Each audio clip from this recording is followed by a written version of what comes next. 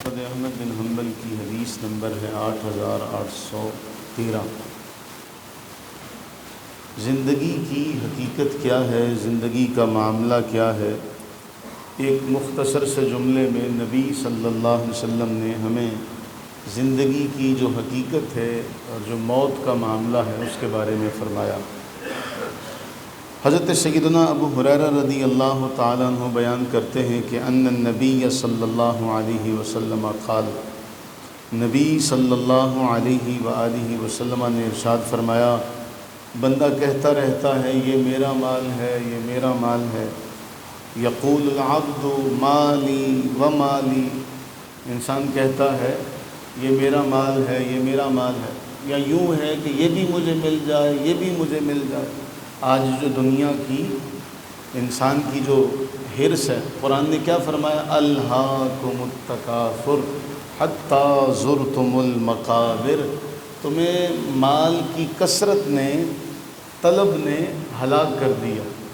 اتنا مقام تم نے دیکھا یہاں تک کہ تم قبروں کو جا پہنچے، تم نے قبریں دیکھ لیں کہ تمہیں مال کے جمع کرنے کی اتنی حرص، یہ جاہو کی، یعنی ہمیں دنیا کا مال مل جائے، دنیا کا مقام و مرتبہ مل جائے۔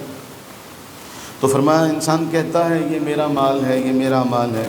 وَإِنَّمَا لَهُ مِن مَالِهِ ثَلَاث، یاد رکھو صرف 3 طرح کے مال ہیں۔ مَا أَكَلَ فَأَفْنَى، جو انسان نے کھایا فنا کر دیا، یہ اس کا مال ہے۔ او لبیسا فابلا، یا پہنا اور پرانا کر دیا۔ او اعطا فاقنا، یا کسی اللہ کے راستے میں صدقہ اور خیرات کیا، کسی بھی حوالے سے، کسی بھی شکل میں اس نے اپنے کل کے لیے ذخیرہ کر لیا۔ فرمایا یہ 3 انسان کے اپنے مال ہیں۔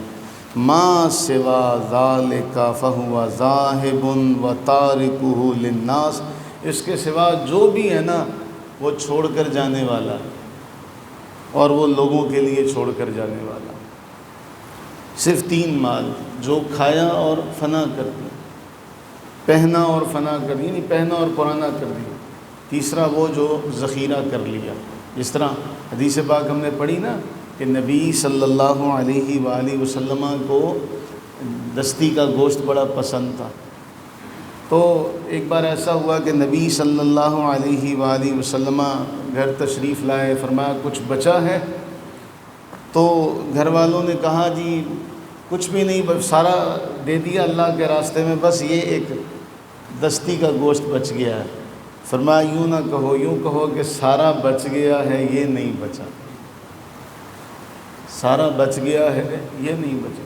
تو آپ نے بھی معاشرے میں دیکھا ہوگا، ہم نے بھی دیکھا کہ انسان مر جائے، باپ کی گھڑی، وہ سب سے پہلے بچوں کی نظر ہوتی ہے کہ یہ گھڑی مجھے مل جائے، اور وہ ہو سکتا ہے گھڑی قیمتی ہو یا نہ قیمتی ہو۔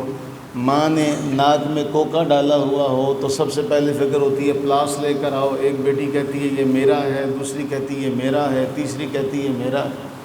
کان کی بالیاں، اس کے اوپر جھگڑا ہوتا ہے۔ ابھی ماں کا جسد خاکی پڑا ہے وہیں پر، لیکن لڑائی ہو رہی ہوتی ہے کہ یہ زیور مجھے مل جائے، یہ مجھے مل جائے۔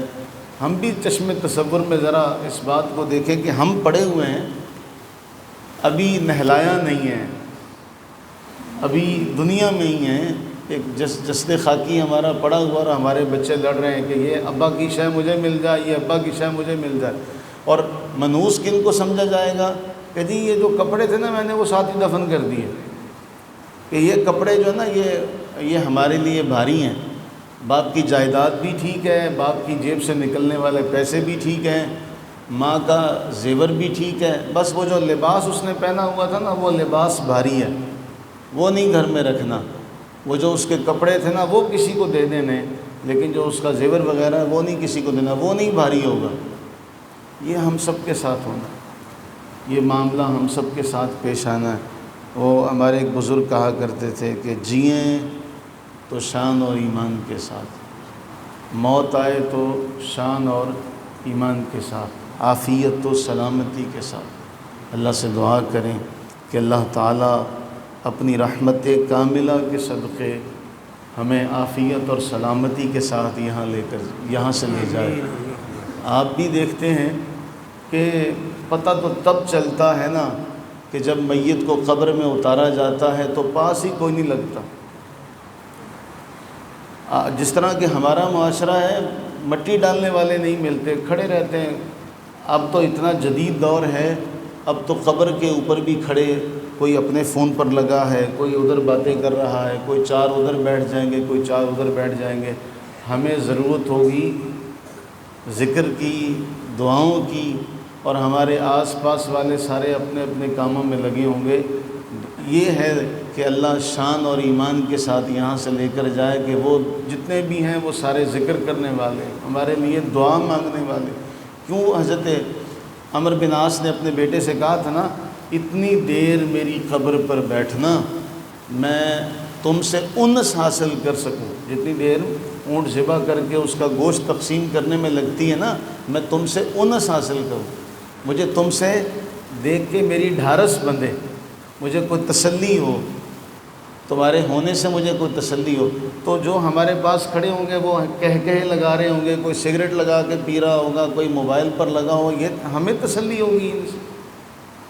اللہ تعالی ہمیں جب تک زندہ ہیں اللہ شان اور ایمان کے ساتھ زندگی عطا کرے، ایمان پر سلامتی کے ساتھ ثابت قدم رکھے۔